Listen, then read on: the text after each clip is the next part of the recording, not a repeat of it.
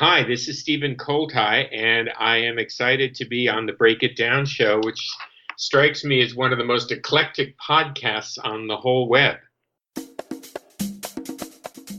And now, the Break It Down show with Jon and Pete. Thank you. Yeah, we appreciate that compliment. For our listeners, Stephen Koltai is among the world's leading experts on global entrepreneurship, ecosystem development. Man, that's a mouthful. You fled Hungary as a small child right after the revolution of 1956, came to the U.S., grew up somewhere between the two cities of Los Angeles and Kansas City, and was an accomplished scholar. You've been an investment banker at Salomon Brothers, a management consultant at McKinsey, a senior VP of strategy and development at Warner Brothers, and you were the founder, chairman, and CEO of Event411.com, and then you served as a senior advisor of entrepreneurship for the State Department.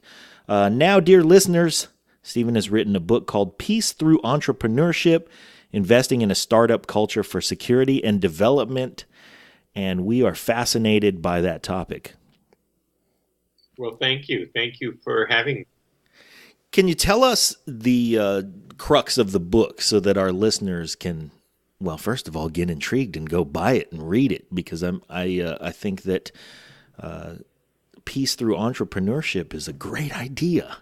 The book comes from the experience I had, working at the State Department as the first senior advisor for entrepreneurship, which I did under Secretary Hillary Clinton from 2009 to 2013. And the basic, impetus for my work is that I think there's a straight line connection between jobs or joblessness and political instability, war, and violence. And I think that when you look at American security policy and American development policy and the things that we do and the amounts of money we spend, we have missed, in many cases, this root cause of political unrest and violence, which is more often than not actually about joblessness than it is about things like Sunnis and Shias hating each other. And so it just so happens that solving the problem of Sunnis and Shias hating each other is actually quite hard to do. Oh boy, yes. Whereas solving the problem of joblessness is also very hard to do, but it is at least something that we have some hope of making progress on, specifically by using America's knowledge and credibility around entrepreneurship. I mean, entrepreneurship built this country. When you go around the world and you look at people think of America, even those who hate us the most love America's entrepreneurial culture. And, in the work I did, which was at the State Department, I worked in 8 countries, all Muslim majority countries, where we launched large programs: Egypt, Indonesia, Turkey, Lebanon, Jordan, Algeria, Tunisia, Morocco. And the one thing that was true everywhere universally was that people wanted to, especially young people, wanted to hear about, what we could do, we America, to help bolster their startup scene. So to me, this is a major missed opportunity in both from a security studies and military standpoint, but frankly, from many others as well, including financial. So I am a business guy, and I went into the State Department. First time I 30 years of business experience. Went into the State Department, was sort of amazed by what was under that rock, ended up leaving and being quite frustrated. And the book, which I've written while a guest scholar at the Brookings Institution, which is a big think tank in Washington, basically has 2 goals. One is argue why entrepreneurship should be a much, much more important U.S. policy priority. And second, how we have to implement it better, because the way we're doing it now and the contracting and procurement mechanisms and other things where we're organized are just not cutting it. So it's an advocacy book. Wow. Yeah. You just laid a very large load of heaviness Yes. on us with this. I know you broke the book down very simply, and that you have a philosophy in there that, if I may be so bold as to summarize, is really just allowing people across the globe in areas where there are really, really big challenges in terms of the populations there and how they get along. It seems like you want to spread the opportunities in entrepreneurship to keep everybody so busy that they don't have time to hate each other. Well, that is essentially right. There's a quote in the book from a guy who I worked with, who's an Egyptian American, who's an amazing guy, Ahmed Al-Alfi, who says, we have to give young people a reason, something to live for instead of something to die for. And yes, that's a terrific quote. Freedom's nothing left to lose, right? I mean, the fact of the matter is that the Arab world has the highest rate of youth unemployment of any region in the world. Published rates are north of 35%. And frankly, that usually only counts men because they don't count women. So in many countries, it's an enormous problem. And, I'm not saying that joblessness is the only cause of violence and it's the only thing that contributes to, extremism and terrorism and the biggest challenges that face America today. But it sure as hell is part of it. And it's a part of it that we actually could affect if we just tried a little harder. And I don't think we do. Let's break up some of that stuff into smaller pieces because you're covering a lot of ground. One, we have to talk about at some point the other half of the population, the female set. And it's not just as simple as entrepreneurship. And I know you know this. I'm more educating the audience than anything else. It's not just entrepreneurship because we've had programs. Like you said, State Department has money, USAID has money. But those programs from a on-the-ground point of view, they're terrible. They don't work. They undermine the existing power structures. You have the Sunni Shia problem. You have family problems where I've met a lot of people that say their goal in life was to open a shop, get married, and live their life. Pretty simple. And then you ask them what kind of shop they want, and they simply just want a shop, like a convenience store. And then you look on the strip of the street where there are convenience stores, and there's 15 of the same store with literally the same stuff in each storefront. So we say entrepreneurship. You and I, Stephen, we know that it's much more complex than that. One of the things also you talk about, too, that I want to bring up is the permissibility of the environment. You can go to Morocco and start to have an effect. But if you go to Syria right now with an entrepreneurial solution, it's just not time for that yet. You can try, but it's going to cause as much instability as anything else. Right. Well, I mean, there are two big parts to what you've just said that I talk about in the book. The first is that there's a difference between small business and between entrepreneurship. So to me, I define an entrepreneur as somebody with the vision to see a new product or process and the ability to make it happen. So there are two parts to the definition. And I view entrepreneurship, in the US, we always just think of Silicon Valley. That's kind of the default. But in fact, especially in the developing world, what I call no tech and low tech is often more important than high tech entrepreneurship. So it's a different kind of, the example I used is, Starbucks didn't invent coffee. Starbucks invented a new way to sell coffee. So it's a change in the process. I have a story in the book, quinoa, the grain that the Incas ate 2,000 years ago in Peru and Bolivia, has continued to be eaten all those years, but it was about a $35 million a year business until somebody decided it could be marketed as an organic health food, and now it's about a $3 billion a year business. It's about innovating the product as much as it was about changing the process. And that's the difference between small business versus real entrepreneurial innovation. Somebody who opens a new barbershop, to me, is a small business person, which is great. And they're going to employ a few people because there are going to be however many chairs there are in the barbershop.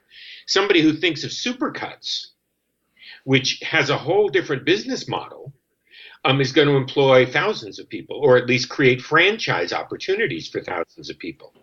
So that's an example of the difference between a small business and an entrepreneurial vision applied in one specific area, haircuts. Thank you for clarifying first of all, defining entrepreneurship so we can understand it from that standpoint, because I was really going off of the assumption that we're just creating opportunity for people to make a decent living and do honest work and occupy themselves in a way that allows them to feed their families and, all of those things, so that people stay busy and stay involved and be providers and all of those things that satisfy us.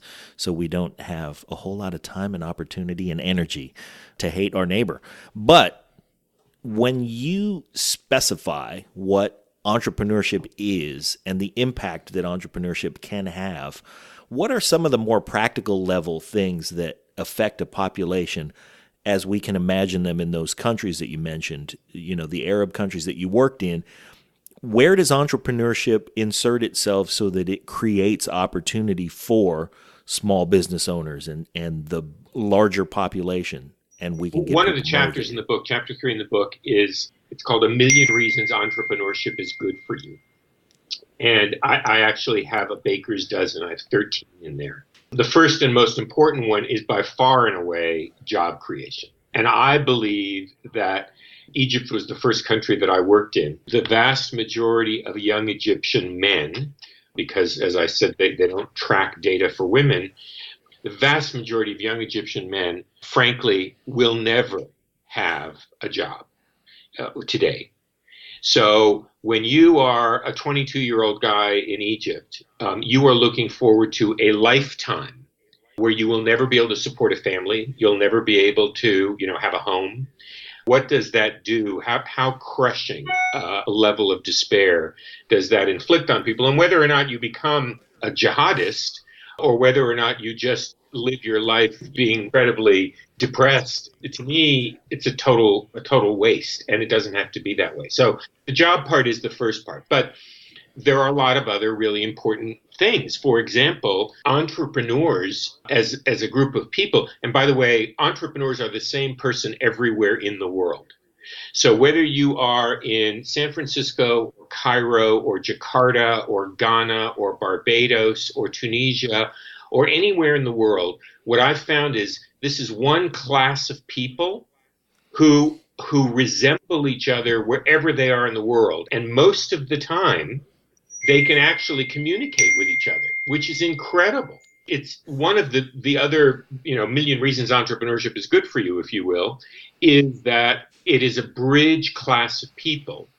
And it's a bridge class of people who almost always share certain values that we as Americans happen to really like. For example, respect for the rule of law.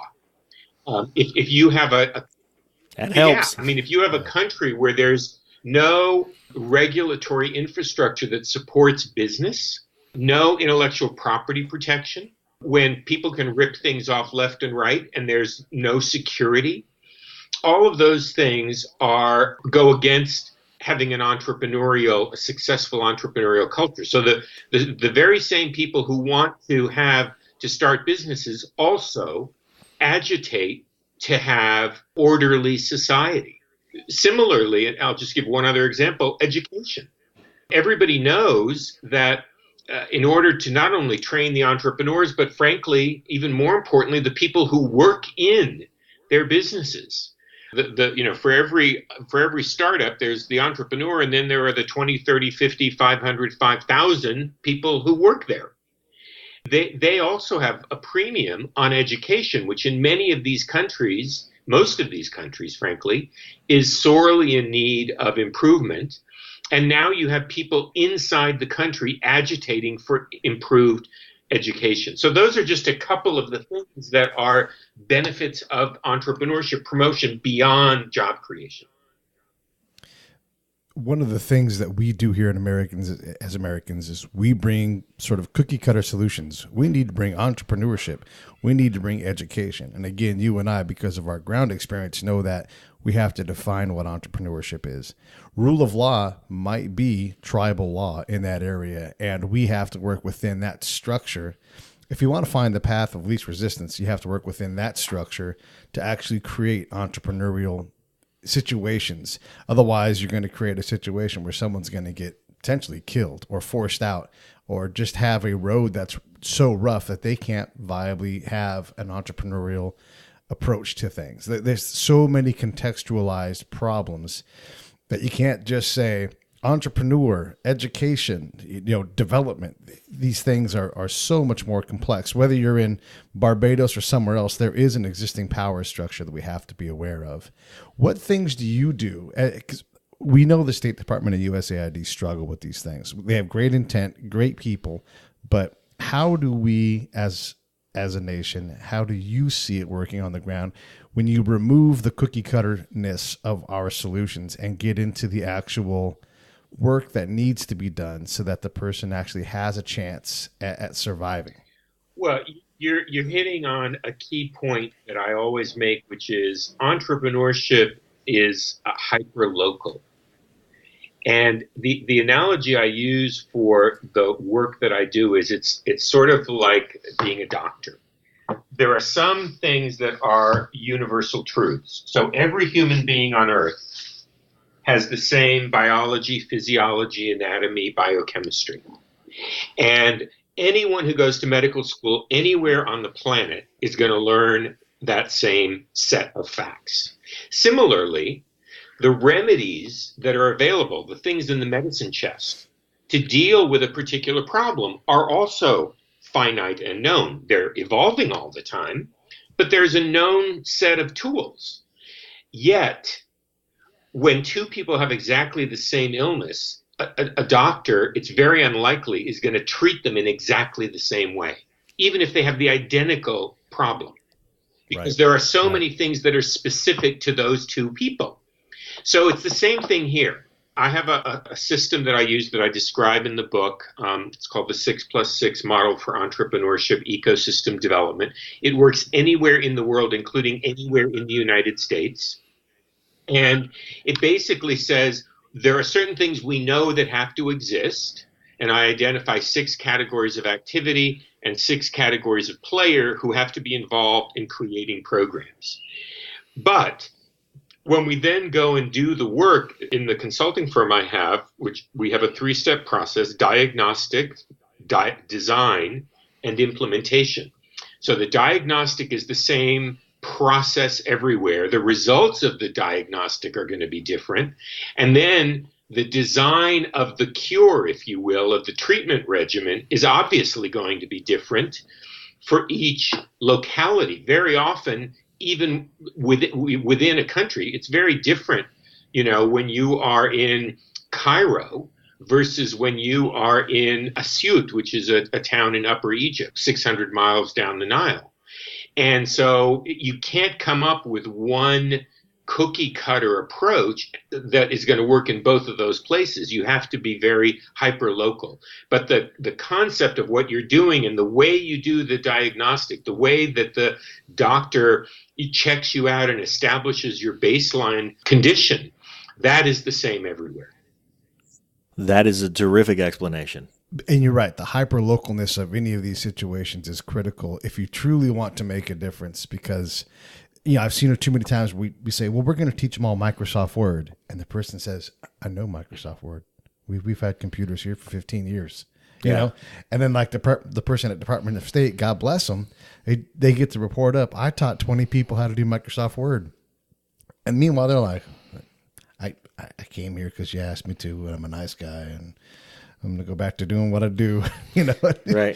And so you can have the belief that you have this ground-based solution, but really have such a tiny effect. And Stephen, I'm really big on affect over effect, because if you focus on affects from my end of the work, effects will follow. So if I can get people to trust each other, me, whatever the solution is going to be, that is going to allow me to focus at that hyper local level where I'm actually winning people towards an attitude that works. And that involves the entrepreneurial people, but also the leaders in the tribes or in the families or in the local government that are there. Like if they're allowed to build trust with one another and me and see that there's an actual solution coming, it's much more likely to stick because now it's got this top-down, ground-centric approach. Does that follow with what you see where you go? Oh, absolutely.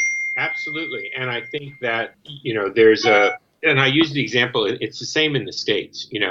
The ecosystem of Silicon Valley is totally different than Fresno. If you said that you're going to do all of the same things that you do in those in one of those in Silicon Valley as in Fresno, you're not going to have the same result because you have a totally different set of resources and assets to work with. I think the other key thing that you touched on, which is one of the big issues I have in the book, is that the fact of the matter is that the U.S. government, and particularly the State Department, has very few, if any, experienced entrepreneurs in its ranks who are the people who go out to do these programs. And in fact, they usually hire contractors who themselves are very good at winning federal contracts, but don't usually know the first thing about entrepreneurship, which is why I talk in the book a lot about how, more than half of what the U.S. government does domestically as well as internationally is now done by outside contractors. We spend $650 billion a year on outside contractors for government work. The system, I call it turning a screw with a rubber screwdriver, very, very ineffective. And in fact, on something nothing to do with international entrepreneurship, I did a blog post for Brookings on the healthcare.gov situation. And I pointed out that, set aside what anyone thinks about the Affordable Care Act or Obamacare. Put that to one side for a minute, okay? When healthcare.gov was launched, the most significant thing that happened was that it crashed on day one. And so all of a sudden, the conversation was about how the website crashed and didn't work. And the fact of the matter is, I ran a SaaS startup business, software as a business application. The healthcare.gov only had about 20 variables. I mean, an average day of Amazon tracking shipments is 1 million times more complicated than having programmed healthcare.gov. So it's not that there doesn't exist anyone in the United States of America who can program a website with 20 variables.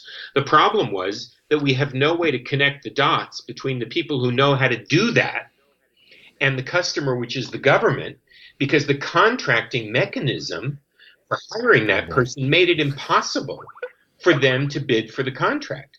So we ended up giving the contract to a huge company who was really good at winning government contracts, but, by the way, never had programmed a website before.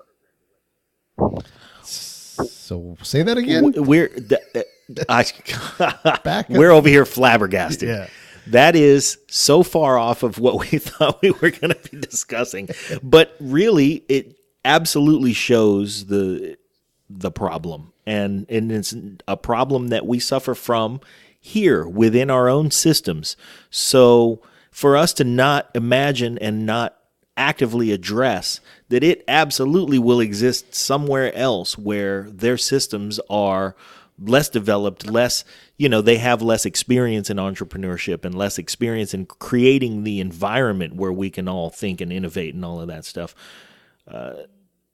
If we're guilty of doing that in something that we all had such a concentration in launching as the Affordable Care Act and healthcare.gov, it really points to a problem. I mean, so the obvious connection is that when, we have in this country an unbelievable richness of experienced people in the entrepreneurship field of all kinds, by the way, no tech and low tech as well as high tech. If we were able to get some of those people to be working on these issues, the 40% youth unemployment rate in Egypt, then my argument is we would have a much, much more effective program. In Iraq, Afghanistan, and Pakistan, but particularly Iraq and Afghanistan, American taxpayers have spent $4 trillion since the beginning of the wars. And there have been about 60,000 casualties, and there have been about 7+ million refugees, of which a significant number have been going to Europe, destabilizing Europe in a way unseen since the Second World War. That money and those lives that were spent in those two countries, the youth unemployment rate in both of those countries is about 1.25 to 1.5 times what it was before we got there. So if you believe that what I'm saying about the connection between unemployment and violence is even partly true, then what have we accomplished having spent all of that money and all of those lives? And my argument is, if we would have taken a tiny infinitesimal fraction of that, the lunch money from the Defense Department, and spent it on entrepreneurship development, including using Americans who have expertise in that space, by the way, of which many are vets who have actually served there as well, and therefore know the local environment. I'm doing some really interesting work with veterans groups in that space. I happen to know one of those Exactly. guys. I mean, I think we would have had at least, let me put it this way, we couldn't have had a worse return on investment than the $4 trillion we've spent. Yeah. I'm glad we let that sentence sit for a moment like that. How do we attract the talent properly? I mean, and is that the first order of business? Or actually the first order of business is getting everybody to see the light so that we allocate the funding for it, because attracting that talent is going to cost money. Well, there's another piece that has to go with this is you can have entrepreneurial skill, but like Stephen said, you have to have a system that works on the ground. Because I've seen entrepreneurs come, I've seen farmers come and help the farmers farm. But they don't. So this is where the system is a two-part system, right? So on one end, you have the State Department, and it's broken, and you have to know how to get contracts. And the people that know how to get contracts aren't the people that know how to work on all those things. Create a problem on the output end for State Department and USAID programs. On the other end, you have to understand that there are paternal power networks. There's potentially violence. There's other inhibitors that you have to have this ground-based solution. So it could be that you have a brilliant entrepreneur who knows how to build businesses, but doesn't know how to navigate and create trust within tribal networks or whatever the dynamic is going to be. So you have to have someone that either can work with someone who has that ability, like someone like me that can come in and say, right now our work is solely on creating trust. If you start creating capacity for people to work a computer or whatever it's going to be, you maybe do these things concurrently, but you have to constantly focus on building trust. If you don't do that, that person who's a great entrepreneur is going to spin their wheels, believe they've had this great effect, leave, and there will still be instability, unemployment, and all these problems in these regions. So, Stephen, my question to you is how do we... The thing with State Department people, and I'm always critical of, is they're so goddamn smart, they can never be wrong. How do you take someone who's so great at being an entrepreneur and building business and slow them down enough to say, wait a second, right now my work is at step one? Hey, this is John Leon Guerrero. Hey, and this is Pete Turner. And if you like the show, do us a favor. Yeah, share it. That's the biggest thing, honestly. All your social media outlets, all your friends, let them know the ones that you like.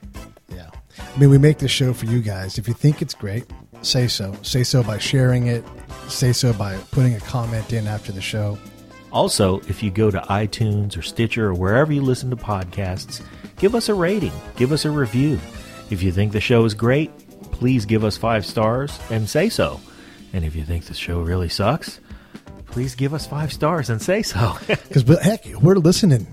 That's right. You can't be more approachable than us. We want to make the show better. If there's something that we're missing, let us know. That really is how you help us. That's right. Tell us all about it. Thanks for listening. And now back to the show. I cannot go too fast because we don't live in their world, right? And I always say you can't out Iraq and Iraqi. You have to let them be what they are. So how do we get those people who are brilliant, attract them like Jon said, but then also slow them down enough so they actually can make the real progress? There's no question that the cultural piece that you're talking about is super critical. In the book, like you said, there are two parts. The first is what I call laying the track. Then you can run the train over the track. So the first part of laying the track is getting the funding, which in my opinion is a relatively small amount, probably none of it incremental, but some of it redirected. You know, I do some analysis in the book. USAID, we spend 1%. We spend 1% of the U.S. budget on development assistance, and we spend 1% of that 1% on entrepreneurship. The United States spends exactly the same amount of money on entrepreneurship development as Australia, which has 23 million people and is 15 hours from anywhere and is an island and has 1/25th the per capita, the gross national product of the United States. That's right. How much where we're putting our money where our mouth is or not. So step one to me is fixing the way we fund this. Step two, though, which is why I talk about some of the stuff that's not as sexy but is really important, like procurement and contracting reform and fixing the way that this is organized. There are 60 different offices and 12 agencies that work on entrepreneurship development. So they're all tripping all over each other all the time. Is that, you know, you have to fix the train track before you can run the train over it. So there are 1,000,001 ways that we could bring people in, not even on a full-time basis, but on a consulting or contract basis. I mean, the Peace Corps, the Peace Corps of entrepreneurs who work with people who also know the scene on the ground, which, by the way, is why I've been getting so excited about this new stuff that I've only just now started to do with veterans groups. Because before I was working a lot with diaspora groups. You know, in America, there's a diaspora from every country on earth. So there are people in America who are native speakers and know the culture of every country on earth. In some of the most important countries, like in Iraq and Afghanistan and other parts of the Arab world, it just so happens we have thousands, tens of thousands of Americans who have served. And many of those people, I would guess most of them, I myself haven't, so I have a tremendous respect for the people who've done this. But my assumption is that the people who've really been there have learned some very tough lessons about what life is like on the ground. And if they were to be paired with people who had the subject matter skill in entrepreneurship, but they had the local living and cultural skill, you could, and the trust, by the way, which you talked about, which is super important. Then you might have because people respect America for knowing how to do this stuff. We go into this with some chips on the table. Yes. We have a big trust bank with those folks. We have to manage expectations. That's another big piece and part of this whole trust thing. You have to manage expectations. You can't have people come up and give you these wild things that they expected from you 5 years, 6 years later, and you're just like, I had no idea. You thought we were going to solve all of your problems. So that connection between those two elements, between our solution, that ground-based knowledge that someone has, like that veteran likely has, and that entrepreneur, that's a powerful machine if those people can work together. Absolutely critical. Can you talk a little bit about the permissibility of working in a place like Morocco versus a place like Afghanistan? Because you and I both agree that it's exponentially harder to do this kind of work in Afghanistan. One thing I just want to say is that the cover of the book is a picture of little sort of seedlings growing through the concrete seams in the pavement. And the reason why that's the picture is that in my experience, in the developing world, unlike in the US, entrepreneurs are rock stars. entrepreneurs are the coolest people since sliced bread. And, right now in America, if you drop out of school, and sometimes people even pay you to drop out of school to start a business, that's really cool. That is not true anywhere I've ever worked in the 36 countries I've worked in the developing world. Entrepreneurs are the scrappy crabgrass that grows up in the cracks in the asphalt between the broken glass and the old, beer bottles and the sort of used syringes, and it looks a lot like a ghetto playground. Jeez. Those you are paint quite a picture. Those are the people. Well, this brings up, though, I mean, your challenges so far in this noble mission that we started off the show talking about are so deeply ingrained, cultural, systemic.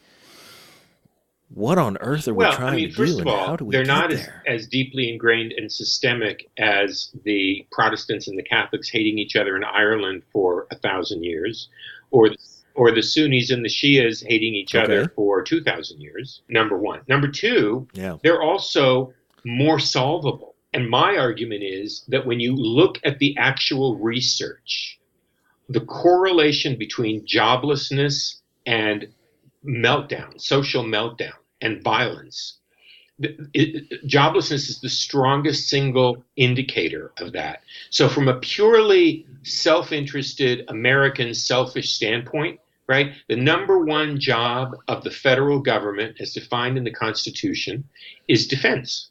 It's the security of the country today is not from a big state actor. It's not from the Soviet Union. It's not from Red China.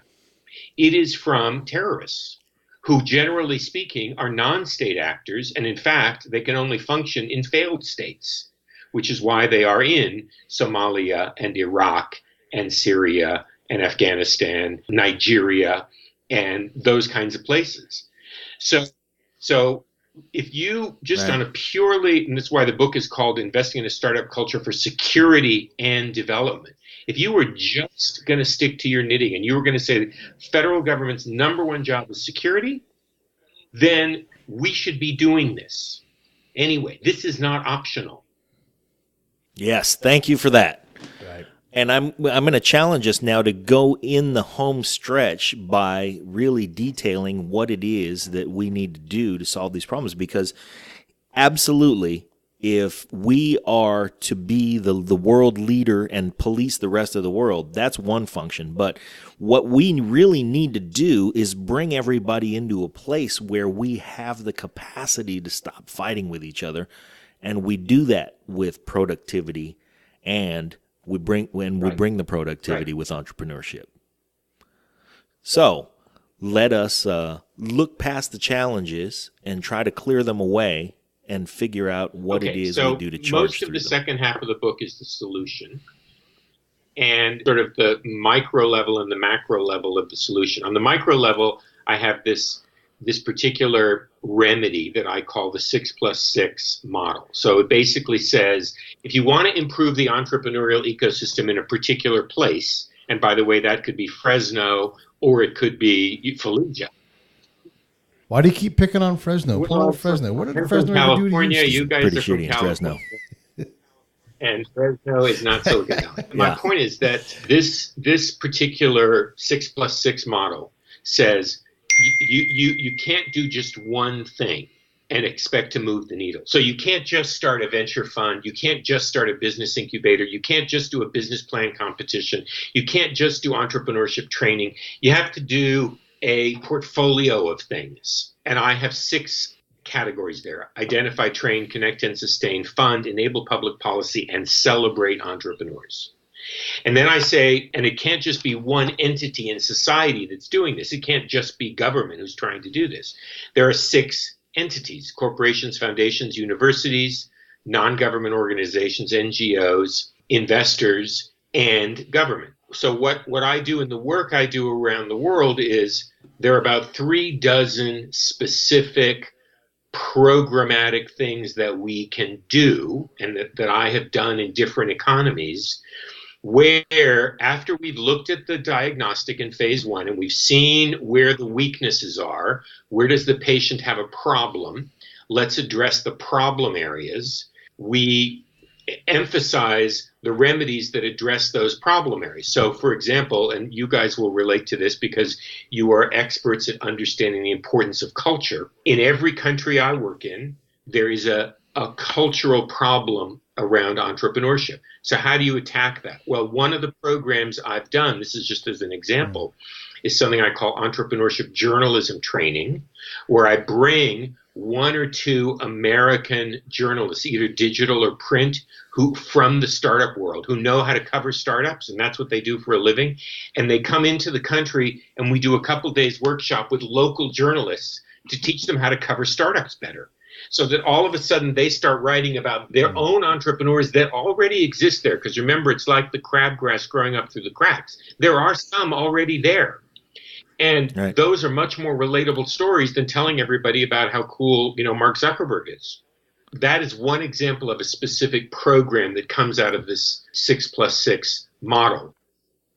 And in that specific example, if I may interrupt for a second, is that problem as immediately solvable as it needs to be so that we can get more people on board on a local level? The difference when all of a sudden, because the first thing people will say to you, especially in a really tough market, a tough country, is it's easy for you to say you're an American, you're from California, you had a successful, a couple of startups, you don't know what it's like here. So I say, you're right. But here is this guy who started a business that you don't even know about. No one's ever told you his story because nobody covers these. And he's from the next town. Mohammed knows what. Yeah, Mohammed knows what it's like. That's right. Mm-hmm. So he's from right over there. Try for a moment to say that, my experience is comparable to theirs, but the problem is that local journalists don't even cover their own startups. So what I've found is that if you can bring people, and covering a startup, by the way, is very different than covering the national oil company. So the local business journalist, is probably used to covering kind of, big companies, and that's what they write about in the paper, right. which means that's all that people hear about. And we've got to get that guy reprogrammed as a writer for Wired, or for Pando Daily, or for any number of. There are 1,000,001. The reason why the startup culture in America has taken off is because everyone and their brother can point to at least one person that you've heard of or probably know who has either worked in or worked for or been the entrepreneur behind a startup. That's absolutely true. Yeah. We know the rock stars, and we make sure that we celebrate them, because when they succeed, we see all the things that happen that are good, and what we need to do in those local areas where we're concentrated is allow people to see that, hey, it's making a difference, and these guys are cool, and they're not crabgrass. I don't want to leave everybody in suspense, but I kind of do, because I'd like to have everybody, all of our listeners, go out and buy the book. It's called Peace Through Entrepreneurship, Investing in a Startup Culture for Security and Development. And these are crucial things that I would like for everybody to understand so that we can have a national conversation about these practical solutions and rising the tide for all of the boats, and that is for all the people internationally in the areas that where we see trouble brewing. Can I ask you a question that I'll leave on the cutting room floor if you'd like me to? But I want to know that your experience working in the State Department for then Secretary Clinton, does your experience in working with then Secretary Clinton instill confidence in her ability as a foreign policy person? And I'm not asking you who you're voting for. I just want to know from a foreign policy standpoint, does she instill your confidence? Very much so. I need to say that, when I went to the State Department, I was not a political appointee, and I was not a career civil servant. I went under a program that the State Department has called the Franklin Fellows, which I jokingly say is a program to bring old people into the State Department. Basically, it's It's a 1 year program. If you've had 20 or more years of non-government experience in anything, you can be a ballet dancer, you can be a baseball player, you can be a business guy, you could be a neurosurgeon, whatever it is. As long as you haven't worked in the government, you can come in for a year. So I came in under that program specifically because I was interested in doing this stuff after I'd heard President Obama talk about it in his speech at Cairo University in June of 2009. So I didn't know her. I had no, and I'm not a particularly political person. I hadn't worked in a political campaign or anything like that. What I observed was, and I did get to spend a fair bit of time with her, including because I was there during Arab Spring, during the Egypt and Tunisia uprisings, which obviously were front page news and were the top burner issues of the State Department. So what I observed was that she actually was the one who drove this interest in going to the core of the problem, which is this joblessness issue. And she was particularly adamant about figuring out how we address it. Now, she didn't necessarily come up with the entrepreneurship solution, but she did understand that that was the problem we needed to work on, not just figuring out militarily, how to bomb them back into the Stone Age. I mean, winning the war against Saddam Hussein in Iraq took 20 minutes. Look what's happened since then. So the problem is not the military option right up front. The problem is, okay, now what? And that's the part where I was so impressed by her leadership and the fact that she, was supportive of me in trying to do this work. So I'm a big fan. Well, we're a big fan of you and your work, and we appreciate the time that you've spent with us today. We'd like all of our listeners to go out and get the book and educate yourself on this topic specifically because, like I said, we want to have a national conversation on the root of the problem. And the book, again, is called Peace Through Entrepreneurship, Investing in a Startup Culture for Security and Development. Its author, our guest, Stephen Koltai, thank you very much for coming on the show with us, and we hope that you'll be a frequent stop for us for whatever you're doing, and we can help you promote the mission as you go. Thank you so much, Stephen. So a couple of things about Stephen Koltai.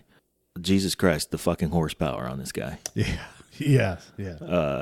In the brains department, there are very few people who can take on the variety of... He complimented us for being essentially all over the fucking place. Yes. But if you look at his career, he too has been all over the place. Right. He's a wildly interesting guy with a philosophy that I absolutely subscribe to, which is figure out what the fucking problem is and address the problem. Yes.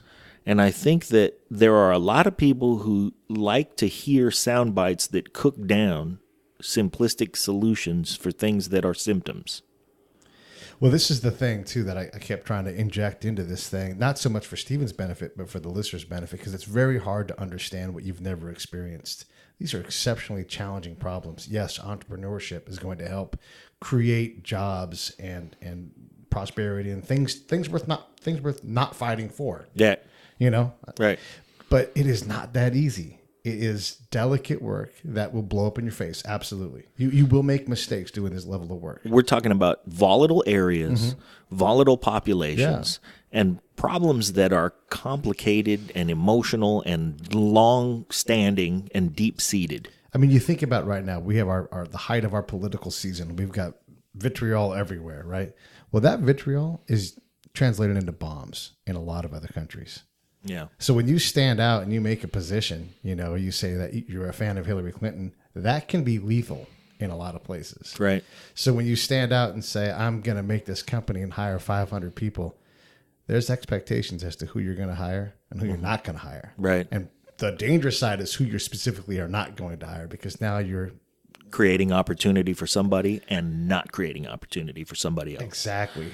And so those complicated things are the step two that are even far beyond, because the conversations that you and I see when people throw up their 1,000-word diatribe in a comment on Facebook, right? For fuck's sake, Jesus.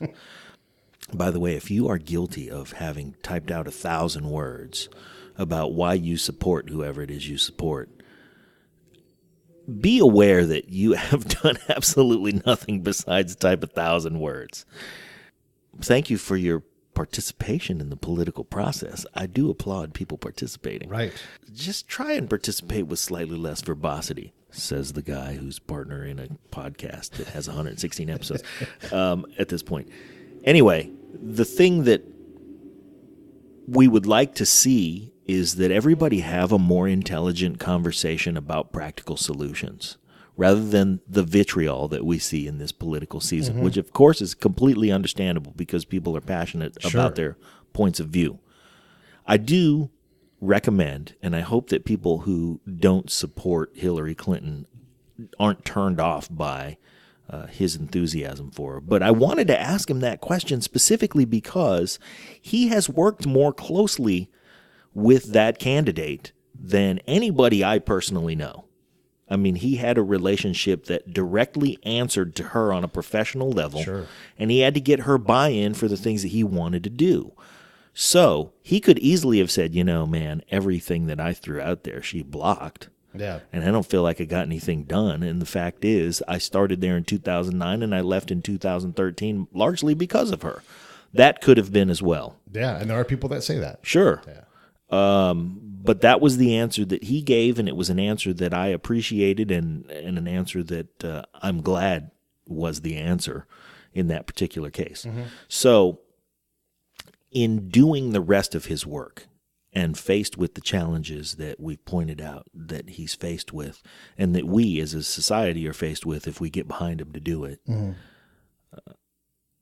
what do you think are the practical steps that we, who are fascinated, can take? What can we do if I'm a listener in, I don't know, maybe not even here, maybe I'm a listener in Toronto. Yeah, we have listeners in Canada. And I go, all right, guys, Mike. I want to What's up, support this situation, right? Larry, Phil, and Michelle in she's Montreal. lovely. Yes, she is lovely. What can we do? What can I do? You know, one thing is you think about all of the weaponry we spend, all the money we spend on weaponry to make $3 billion, $8 billion, multi-billion dollar machines. I'm not saying that that's not the case, but the military-industrial complex is a powerful thing. I mean, what representative is going to stand up and say, I want no military-industrial complex jobs in my district? Yeah, no, you can't say that. Yeah. So a lot of money goes to that. And if we just took some of that money and invested it well, and I am. This, by the way, is coming from a person whose livelihood has been in that world for much of his career. Yeah, and I am critical of Secretary Clinton because I've seen the ground level results. I've not talked to her. I'm sure if I talked to her, I'm sure if I talked to George Bush, if I talked to President Obama, they would all be, impressive and winning. That's why they're in the position they're in. But when you see the ground result of the person who's arrogant, who comes across with no solutions but their own solution, that stuff is just a waste of money. So as much as that... And it's hard to see. It's really hard to see. Yeah, yeah. So if we could get... And by that, I don't mean it's hard to find. It's hard to see and digest and go and acknowledge that it's there. Yeah. Yeah, there's a lot of... The arrogance and the ignorance is rampant. And that's probably more a system of the State Department and running a large organization like that. But those are challenges that are hard to understand. And work like Dr. Leday, who's been on the show before, and I do, is delicate work. And it has to be done on the ground level so you can understand that there are more barriers there than just simply creating jobs. Creating jobs, I view as an important part of an important piece of a total solution. Yeah, it's an outcome. Yeah. And it's not a goal that you go for. It's because you've done the thing so well, you can't help but have these jobs show up. Because we've partnered, because we've invested in the right areas, because we found the right people. Well, shit, jobs are going to show up. Yeah, exactly. And people are going to chill out. And then, like what Devone does, right? When he takes a Crip and a Blood or whatever group it's going to be, and he puts those guys together on the airplane, they cannot sit together and hang out and become homeboys. He makes them do it, right? And relate to each other. Yeah. He doesn't say, I'm going to go reduce violence. I'm going to attack these things and make it so that these guys aren't as socially distant. So when you have Sunni and Shia or whatever it is, tribe and tribe, family and family, if you can't work to solve those problems at that level, you will not solve the problem. You can't solve the big problem. Yeah. Well, fascinating conversation. Pete and I have political opinions that are sometimes in line with each other and sometimes fair enough. Disagree with each other, all in a healthy way. And our aim in this show is not to sway somebody politically from one side to another. It's to encourage everybody to get the most and the best information, digest it, form your opinion on factual data that will allow you to have a conversation that's informed so that your passionate opinion has a basis in something that we can do to create a better world for all of us. And there's for sure a theme throughout all this stuff. It's find the people that are doing the work in the workshop. Yep. And talk to those people. Doing the work, getting their hands dirty. Yeah, so that now you can see, you could talk to Krista Vernoff, you could talk to Preston Glass, and you could say, I'm going to write hits. Well, you're not just going to write hits, You have to do the work. You're going to get in the lab. What is put the your work lab look like? coat on. Exactly. And you're going to spill some stuff on you. Yep. And today's guest was Steve Koltai, and man, that was a great conversation, and we hope it spurs more amongst all of you. Thanks for listening.